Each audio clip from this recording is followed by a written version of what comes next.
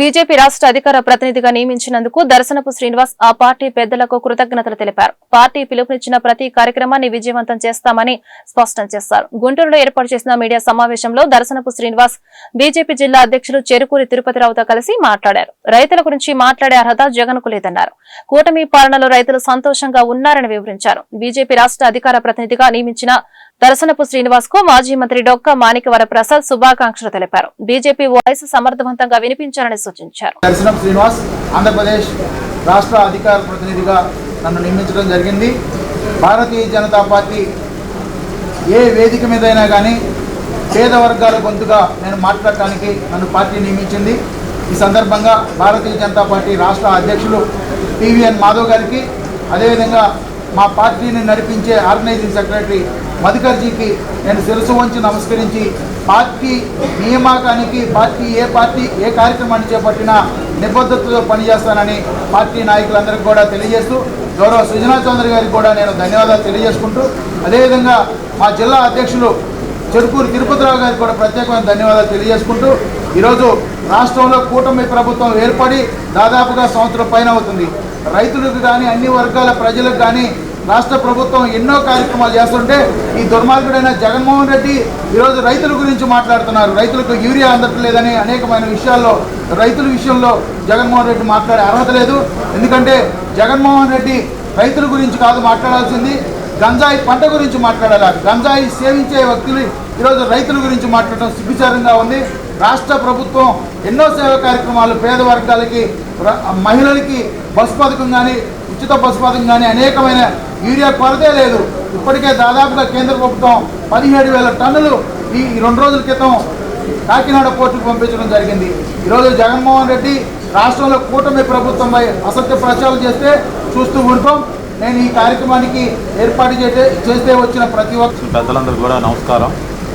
పెద్దలు దేవరాజు గారు, జిల్లా అధ్యక్షుడు తిరుపతిరావు గారు, టీవీ రావు గారు, బెహరా మేడం గారు, ఇంకా చాలామంది బీజేపీ పార్టీ నాయకులు, మహిళా సంఘాల నాయకులు, రకరకాల స్థాయిల్లో పనిచేసే బీజేపీ నాయకులు అంతా వచ్చారు. చాలామంది శ్రీనివాస్ మిత్రులు, ఫ్రెండ్స్ అంతా కూడా వచ్చారు. వాళ్ళందరూ కూడా నమస్కారం. దర్శనపు శ్రీనివాస్ గారిని బీజేపీ అధికార ప్రతినిధిగా నియామకం చేయడాన్ని బీజేపీ రాష్ట్ర నాయకత్వానికి, జిల్లా నాయకత్వానికి, ఆ నియామకానికి సహకరించిన పెద్దలందరూ కూడా మా తరఫున, అంటే ముఖ్యంగా నేను ఇక్కడ తెలుగుదేశం ప్రతినిధిగా కాదు కానీ ఒక మా సామాజిక వర్గానికి చెందిన శ్రీనివాసుకి అంత ఉన్నత స్థాయి కల్పించడాన్ని చాలా గర్వంగా ఫీల్ అవుతా ఉన్నాం. అదేవిధంగా వారికి ధన్యవాదాలు తెలియజేస్తాం. శ్రీనివాసు మీకు ఇక్కడ మన దగ్గర చాలా సౌమ్యంగా, చాలా చిన్న వ్యక్తిలా కనిపించవచ్చు, కానీ దర్శనపు శ్రీనివాసు ఈ రాష్ట్ర జనాభాలో 9% ప్రజాప్రతినిధి. ఆయన 9% వాయిస్కి ఆయన రిప్రజెంటేటివ్. అట్లే కాకుండా ఇంకా ఆ మాటకు వస్తే 20% శ్రీనివాస్ గారి మిత్రులందరికీ కూడా పేరు పేరున నమస్కారాలు తెలియజేస్తున్నాం.